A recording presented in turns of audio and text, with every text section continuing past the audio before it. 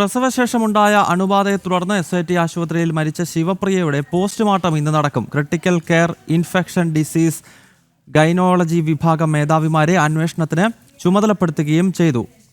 Dermatology വിദഗ്ധനും അന്വേഷണ സംഘത്തിലുണ്ടാകും. പ്രത്യേക സംഘത്തെ നിയോഗിച്ച് അന്വേഷണ റിപ്പോർട്ട് സമർപ്പിക്കാൻ ആരോഗ്യമന്ത്രി കഴിഞ്ഞ ദിവസം നിർദ്ദേശം നൽകിയിരുന്നു. ദിഷ്ന ഒരിക്കൽ കൂടി ചേരുകയാണ്. ദിഷ്ന, ഈ പോസ്റ്റ്മോർട്ടം നടപടിക്രമങ്ങൾ എപ്പോഴാണ് നടക്കുക? മാത്രമല്ല, പല യുവജന സംഘടനകളുമൊക്കെ കഴിഞ്ഞ ദിവസം വലിയ പ്രതിഷേധം ഈ SIT ആശുപത്രിയിൽ നടത്തിയിരുന്നു. മുൻ കേന്ദ്രമന്ത്രിയും BJPയുടെ മുതിർന്ന നേതാവുമായ V. മുരളീധരനൊക്കെയാണ് ആ പ്രതിഷേധത്തിന്റെ മുന്നിലുണ്ടായിരുന്നത്. അതിനെ തുടർന്നാണല്ലോ ഇപ്പോൾ ഈ അന്വേഷണത്തിന് ആരോഗ്യമന്ത്രി ഉത്തരവിട്ടിരിക്കുന്നത്. ദിഷ്ന, തീർച്ചയായും ഗൗതം സൂചിപ്പിച്ചതുപോലെ തന്നെ ഈ ആരോഗ്യമന്ത്രിയുടെ അന്വേഷണത്തിൽ തങ്ങൾ തൃപ്തരല്ല എന്നൊരു കാര്യം തന്നെയാണ് ഈ ശിവപ്രിയയുടെ ഭർത്താവ് മനു അല്പസമയത്തിനകം വ്യക്തമാക്കിയിട്ടുള്ളത്. ഇത്തരത്തിലുള്ള ഒരു സംഭവം വരുമ്പോഴും അന്വേഷണത്തിന് ഉത്തരവിടുന്നല്ലാതെ യാതൊരു തരത്തിലുള്ള നടപടിയും ഉണ്ടാവുന്നില്ല. അധികൃതരുടെ ഭാഗത്തു നിന്നുണ്ടായത് വലിയൊരു അലംഭാവം തന്നെയാണ്. അതൊന്നും അന്വേഷിക്കാൻ പോലീസ് പോലും തയ്യാറാകുന്നില്ല എന്ന് തുടങ്ങിയ കാര്യങ്ങളാണ് ഇപ്പോൾ കുടുംബം ആരോപിക്കുന്നത്. എന്തായാലും ഇൻക്വസ്റ്റ് നടപടികൾ ആരംഭിച്ചു എന്നത് തന്നെയാണ് നമുക്ക് മനസ്സിലാക്കാൻ സാധിക്കുന്നത്.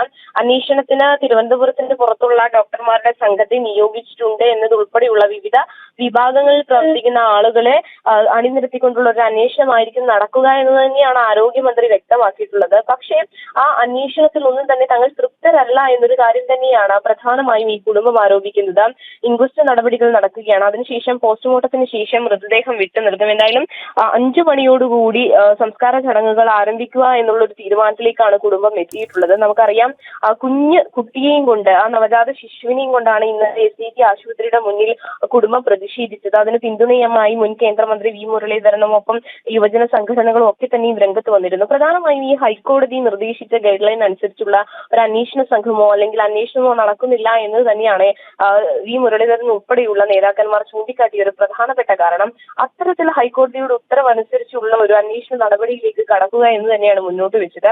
എന്തായാലും DMEയുമായി സംസാരിച്ചതിന്റെ അടിസ്ഥാനത്തിലാണ് ഇന്നലെ അത്തരത്തിലൊരു പ്രതിഷേധം അവസാനിപ്പിച്ചത്. വരും ദിവസങ്ങളിൽ യാതൊരു തരത്തിലുള്ള നടപടിയും ഇല്ല എങ്കിൽ സമരം ശക്തമായി മുന്നോട്ട് കൊണ്ടുപോകും എന്ന് തന്നെയാണ് ഈ യുവജന സംഘടനകളും V. മുരളീധരൻ ഉൾപ്പെടെയുള്ള നേതാക്കന്മാരും. SIT ആശുപത്രിയിൽ മരിച്ച ശിവപ്രിയയുടെ പോസ്റ്റ്മോർട്ടം ഇന്നിപ്പോൾ നടക്കുകയാണ്.